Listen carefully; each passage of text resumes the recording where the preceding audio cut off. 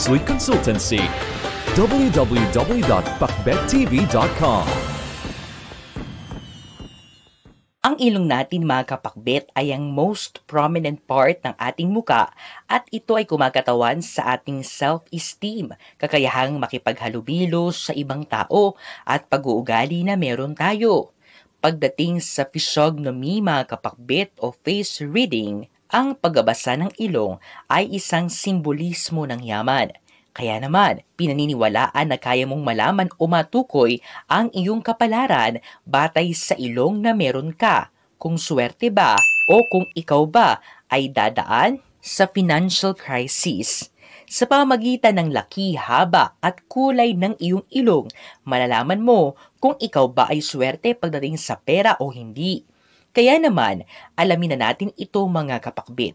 Kumuha na ng salamin at tignan ang iyong kapalaran pagdating sa pera base sa iyong ilong. Una, big and hard nose tip. Ayon sa physiognomy mga kapakbit, kung ang isang tao raw ay may malaki at matigas na nose tip, sila ay pinaniniwalaan at nakikitang yayaman sa buhay dahil mataas ang kanilang wealth lock. Ito ay nangangahulugan na madali lang makapasok sa wallet nila ang salapi. Kung meron silang negosyo, ito ay tiyak na uunlad. Ikalawa, big and soft nose tip. Para naman sa mga may malaki pero malambot na nose tip, hindi ito gaanong maganda kumpara sa may malaki at matigas na nose tip. Ito ay dahil ang wealth lock nila ay hindi gaanong favorable para sa kanila. Maaaring madalas silang magkaranas ng problema pagdating sa pera. Ikatlo, straight nose bridge. Isa rin sa mga palatandaan pagdating sa physiognomy mga kapakbet kung swerte ba ang isang tao sa pera ay kung meron silang straight nose bridge. Diretso ang kanilang nose bridge. Isa itong indikasyon na ang takbo ng kanilang pera ay maayos at diretso. Dagdag pa, ang ganitong tao rin ay madalang lang magkaroon ng problemang pangpinansyal. Ikaapat, slightly straight but crooked nose bridge. Kung ang nose bridge mo kapakbet ay slightly straight but crooked, ibig sabihin hindi diretsyo. Pinaniniwalaan na ito ay isang bad sign pagdating sa pera at yaman. Gayon na rin ang iyong kalusugan.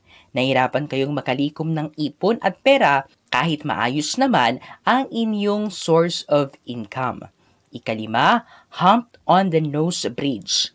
Kung may parang hump sa nose bridge mo kapakbit, nagpapakita ito na ikaw daw ay isang impulsive at hot-tempered na tao. At dahil dito, ikaw ay palaging masasangkot sa mga gulo, lalong-lalo na sa iyong trabaho. Kung palagi mo itong ginagawa, tiyak na maapektuhan ang takbo ng pera mo kapakbit. May posibilidad na ikaw ay maharap sa mga financial crisis, kaya pinapayuhan ka na kontrolin mo ang iyong sarili. We have crossed one more milestone. It's only the beginning. Visit our new store Kapakbit, Unit 1004 Cityland Shaw Tower, corner St. Francis, Shaw Boulevard, Mandaluyong City.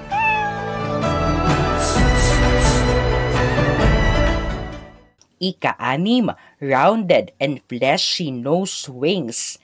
Kung ang nose wings mo naman kapakbet ay rounded at malaman, isa itong good sign dahil pinapakita nito na maayos ang samahan mo sa ibang tao at ikaw ay magiging matagumpay. Dagdag pa, sinasabi rin na ikaw daw ay expert pagdating sa paggawa ng pera at ang mga talento na meron ka ay tiyak na makakatulong upang makaipon ka ng marami. Kaya naman, huwag mong sayangin ang mga talento mo sa buhay kapakbit. Ikapito, thin nose wings. At kung ang nose wings mo naman ay manipis at hindi malaman, kabaliktaran ito ng rounded at fleshy nose wings. Ibig sabihin, mahirapan kayong makaipon ng pera at yaman sa buhay niyo kapakbet. Mahirapan kang i-manage ang iyong mga finances na magreresulta sa money loss. Kung may negosyo ka, may posibilidad na hindi ito kikita ng malaki. Ikawalo, fleshy nose. In general kapakbet, kung ang iyong ilong ay malaman o tinatawag sa Ingles na fleshy nose, ikaw daw ay suportado ng mga taong malapit sa iyo at dahil dito, mas mabilis kang makaipon ng pera at savings mo. Ika-siyam, invisible nostrils. Nire-representa ng nostrils ang tapang natin upang makagawa ng pera. Kaya naman, kung ang isang tao ay may malaking nostrils kapakbit, sila ay merong malakas na tiwala sa sarili at hindi magpapatinag upang yumaman sa buhay.